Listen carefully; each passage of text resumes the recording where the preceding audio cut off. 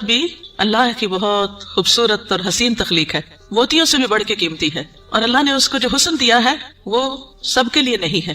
ہمارا حسن سب کے لیے نہیں ہے، ہر ایک کے لیے نہیں ہے۔ اللہ نے ہمیں جس کے لیے پیدا کیا ہے، جس کے لیے بنایا ہے، یہ اسی کا حق ہے۔ آپ دیکھیے کہ بچپن سے ہی ایک چھوٹی سی بچی کو بھی جو شوق ہوتا ہے وہ کس چیز کا ہوتا ہے؟ سجنے بننے سورنے کا۔ چھوٹے چھوٹے بچے ماؤں کی لپسٹکس کا کیا حال کرتے ہیں، صرف اپنے اوپر نہیں لگاتے، دیواروں میں بھی لگا دیتے ہیں۔ اور اسی طرح قرآن مجید میں بھی آتا ہے افمن ينشأ في الحلیۃ، کیا وہ جو زیورات میں پالی جاتی۔ تو سجنا بننا، اچھا کپڑا، اچھا لباس، اچھا زیور، یہ عورت کی کمزوری ہوتی۔ ہر عورت کو کسی نہ کسی درجے میں تھوڑا یا زیادہ پسند ہوتا ہے۔ اگر روزانہ اپنی زیب و زینت کا اہتمام نہ کرے تو خاص خاص مواقع پر ضرور کرتی، اور پھر اس میں بعض اوقات یہ ہوتا ہے کہ صرف زیب و زینت کرنے کا شوق نہیں ہوتا، اس کو نمایاں کرنے کا بھی بہت شوق ہوتا ہے۔ تو اس صورت میں پھر یہاں ایک امتحان شروع ہو جاتا ہے کہ ہمیں یہ زیب و زینت کس کس کے سامنے ظاہر کرنے کی اجازت ہے اور کس کے سامنے نہیں۔ تو یہ چھوٹی سی کتاب ہے، اس آیت سے متاثر ہو کر تحریر کر دی گئی۔ بہت سے لوگ کہتے رہتے ہیں کہ اپنی تفسیر لکھیں، لیکن اس کا تو وقت نہیں، سوچا چلے ایک آیت ہی صحیح، بلغوا انی ولو آیہ۔ قال اللہ تعالی، اللہ تعالیٰ کا فرمان ہے، جب اللہ تعالیٰ کوئی بات فرماتے ہیں تو پھر کیا کرتے ہیں، کیسے سنتے ہیں؟ بہت دھیان سے، توجہ سے۔ وقل للمؤمنات، اور مومن عورتوں سے کہہ دیجئے کیا کریں؟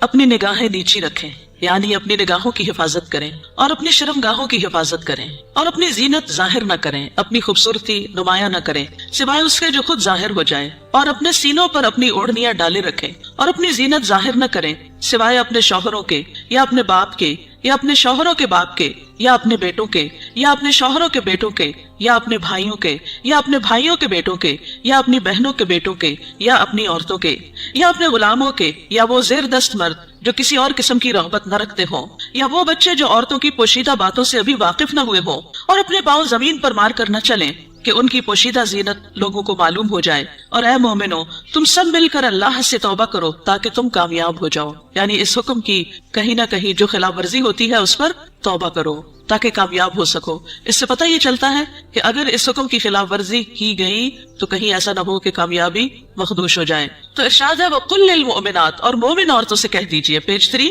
مومنات کون ہوتی ہیں؟ جو ایمان لانے والیاں ہیں، اللہ اور اس کے رسول محمد صلی اللہ علیہ وسلم کا حکم دل سے مان لینے والیاں، ماننے کے بعد ان احکامات پر عمل کرنے والیاں، اللہ سے اپنی محبت کے دعوے کو سچ کر دکھانے والیاں۔ اللہ تعالیٰ کا ارشاد ہے بے شک مسلمان مرد اور مسلمان عورتیں، اور مومن مرد اور مومن عورتیں، اور فرما بردار مرد اور فرما بردار عورتیں، اور سچے مرد اور سچی عورتیں، اور صبر کرنے والے مرد اور صبر کرنے والی عورتیں، اور عاجزی اختیار کرنے والے مرد اور عاجزی اختیار کرنے والی عورتیں، اور صدقہ کرنے والے مرد اور صدقہ کرنے والی عورتیں، اور روزہ دار مرد اور روزہ دار عورتیں، اور اپنی شرمگاہوں کی حفاظت کرنے والے مرد اور حفاظت کرنے والی عورتیں، اور اللہ کا بہت زیادہ ذکر کرنے والے مرد اور ذکر کرنے والی عورتیں، ان کے لیے اللہ نے مغفرت اور بہت بڑا اجر تیار کر رکھا ہے۔ اللہ کی بخشش اور بڑا اجر کس کے لیے ہے؟ ان صفات کے حامل مومن مردوں اور عورتوں کے لیے۔ تو ارشاد ہے وَقُلْ لِلْمُؤْمِنَاتِ، کیا ارشاد؟ پیج 4، يَغْضُضْنَ مِنْ أَبْصَارِهِنَّ، کہ وہ اپنی نگاہیں نیچی رکھیں۔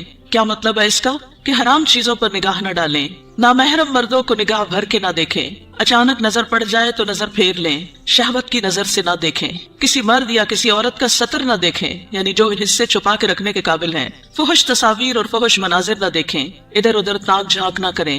نبی صلی اللہ علیہ وسلم نے فرمایا زنا العین النظر، نظر بازی آنکھوں کا زنا ہے۔ نبی کریم صلی اللہ علیہ وسلم نے فرمایا تم اپنی طرف سے مجھے 6 چیزوں کی ضمانت دو، میں تمہیں جنت کی ضمانت دوں گا۔ جب بات کرو تو سچ بولو، جب وعدہ کرو تو پورا کرو، جب تمہارے پاس امانت رکھی جائے تو ادا کرو، اپنی شرمگاہوں کی حفاظت کرو، اپنی نگاہوں کو نیچا رکھو اور اپنے ہاتھوں کو روکے رکھو۔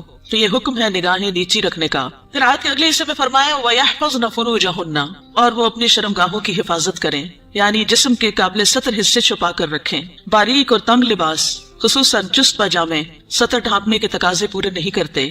زنا، بدکاری اور فحاشی سے بچیں، بلا ضرورت اپنے جسم کا کوئی حصہ نہ کھولیں، ہم جنس پرستی سے دور رہیں، جانوروں یا مصنوعی آلات سے جنسی خواہش پوری نہ کریں۔ پھر فرمایا وَلَا يُبْدِينَ زِينَتَهُنَّ، اور اپنی زینت ظاہر نہ کریں، یعنی جسمانی ساخت اور شکل و صورت کی خوبصورتی کو نمایاں نہ کریں۔ زینت میں دونوں چیزیں آ جاتی ہیں، جسم کا فگر بھی اور شکل و صورت کی خوبصورتی بھی۔ پھر مصنوعی اور آرائشی زینت جیسے زیور، لباس یا میک اپ وغیرہ چھپا کر رکھیں، نان محرم سے۔ باریک لباس نہ پہنیں، گھر سے نکلتے وقت تیز خوشبو نہ لگائیں کیونکہ وہ بھی زینت کا حصہ ہے۔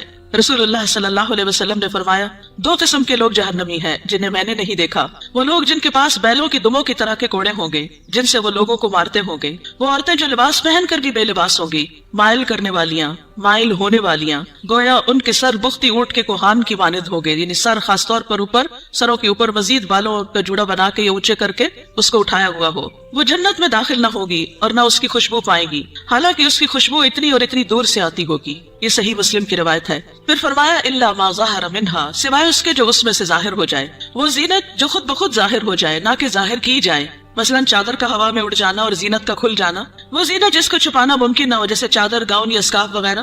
جسمانی ساخت میں سے دراز قد یا متناسب جسم ہونا، اس میں بھی ایک اٹریکشن ہوتی ہے، اب یہ چھپائی نہیں جا سکتی۔ سیدنا ابن مسعود اس کی تفسیر میں فرماتے ہیں کالرداء والثیاب، جیسے چادر اور کپڑے، چادر جو اوپر کی چادر یا گاؤن وغیرہ ہوتا ہے، یا جو کپڑے نیچے سے نظر آ جاتے ہیں۔ یاد رہے زینت ظاہر ہونے اور زینت ظاہر کرنے میں فرق ہے، ایک وہ ہے جو آپ خود کھول دیتے ہیں اور ایک وہ ہے جو اتفاق سے ہو جاتی ہے۔ پھر فرمایا وَلْيَضْرِبْنَ بِخُمُرِهِنَّ عَلَى جُيُوبِهِنَّ، اور وہ اپنی اوڑھنیاں اپنے سینوں پہ ڈالے رکھیں۔ خمار یعنی سر کے کپڑے یا دوپٹے سے خواتین سر، بال، کان، گردن اور سینہ ڈھانپ کر رکھیں، کیونکہ کچھ خواتین جب اسکارف پہنتی ہے تو اس کو اتنا زیادہ اس ڈولر کی طرح لپیٹنا شروع کر دیتی ہے کہ وہ بعض اوقات تو گلے کا کچھ حصہ بھی نظر آ رہا ہوتا ہے اور سینہ تو پورا کھل جاتا ہے۔ بعض ایک پلو اوپر کر کے نقاب بنا لیتی ہیں، ان کا آدھا سینہ نظر آ رہا ہوتا ہے، یعنی آدھا ڈھانکا ہوا ہوتا ہے، آدھا نمایاں ہوتا ہے، وہ اور زیادہ اٹریکٹیو ہو جاتا ہے، زیادہ توجہ کھینچنے لگتا ہے۔ تو اس لیے اللہ کا حکم ہے کہ عورت اپنے سینے کے حسن کو چھپا کر رکھے مردوں سے، کیونکہ یہ مرد کے لیے ایک فتنہ بن جاتا ہے۔ باریک دوپٹہ جس میں سے بال اور گردن جھلک رہے ہو وہ نہ اوڑھیں۔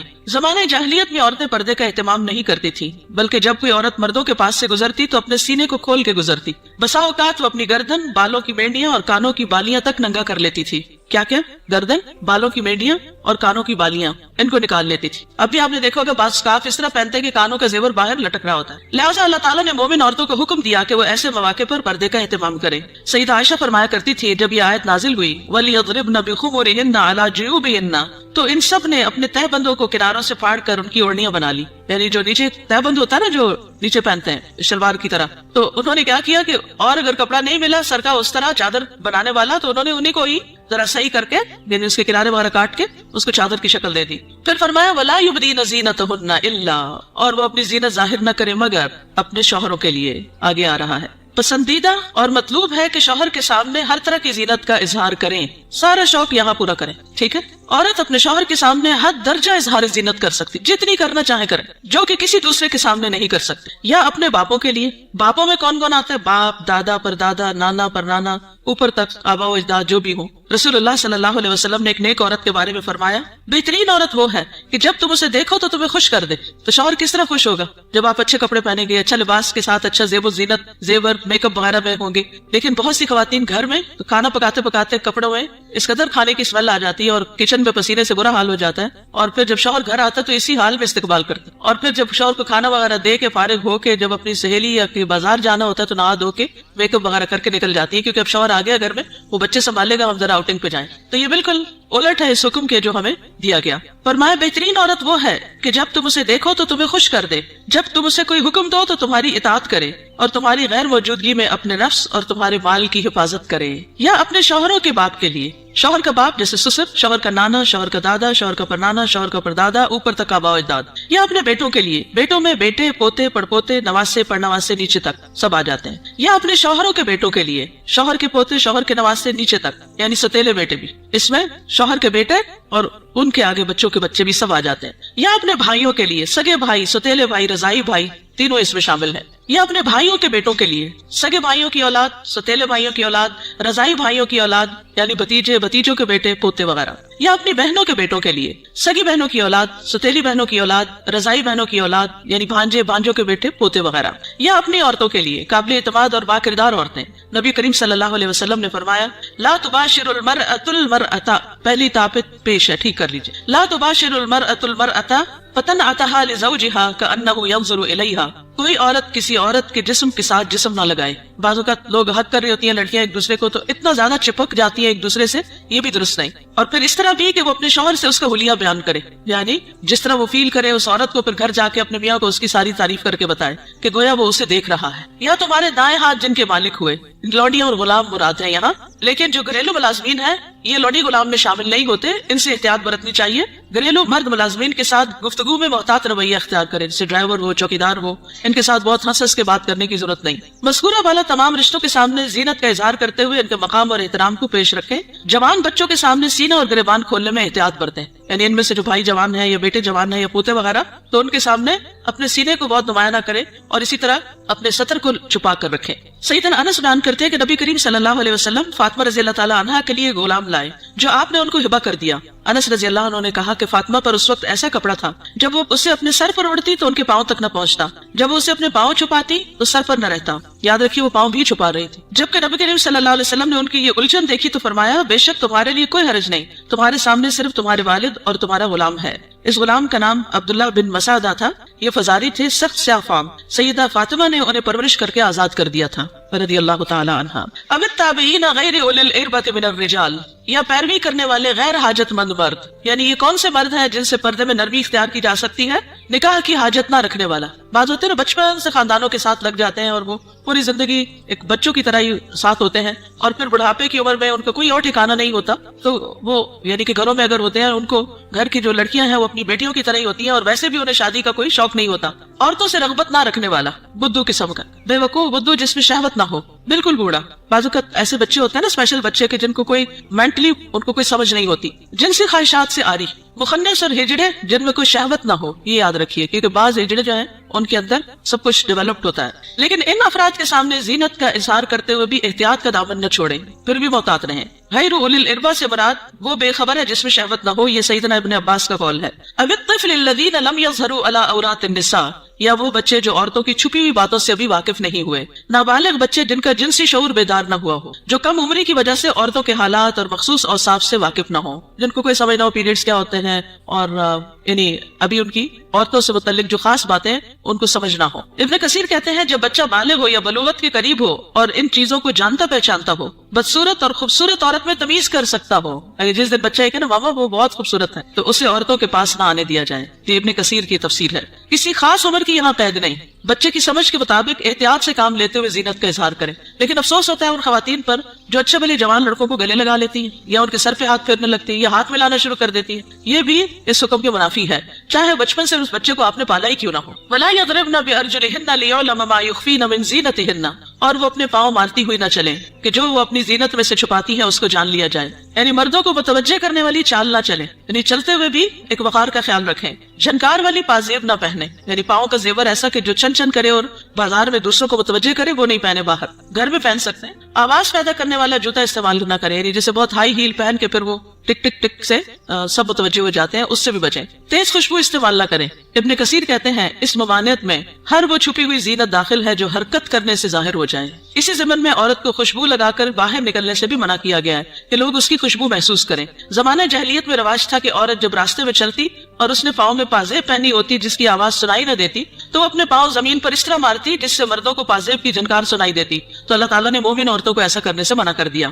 نبی کریم صلی اللہ علیہ وسلم نے فرمایا ہر آنکھ زنا کرتی ہے, اور عورت جب خوشبو لگا کر کسی مجلس سے گزرتی ہے تو وہ ایسی اور ایسی ہے, یعنی زانیہ ہے. تو اس لیے خوشبو کے معاملے میں بھی احتیاط برتیں. ایسی خوشبو نہ لگائیں کہ جو پھیل رہی ہو, خصوصاً اگر آپ بازار سے ہو کر گزر رہے ہیں یا مردوں کے ساتھ آپ کا کسی بھی طرح کا کوئی انٹریکشن ہے, یا گھر میں کوئی ایسا رشتہ دار ہے کہ جو محرم نہیں ہے. وَتُوبُوا إِلَى اللَّهِ جَمِيعًا أَيُّهَا الْمُؤْمِنُونَ لَعَلَّكُمْ تُفْلِحُونَ, اور اے مومنو سب کے سب اللہ کی طرف توبہ کرو تاکہ تم فلاح پاؤ.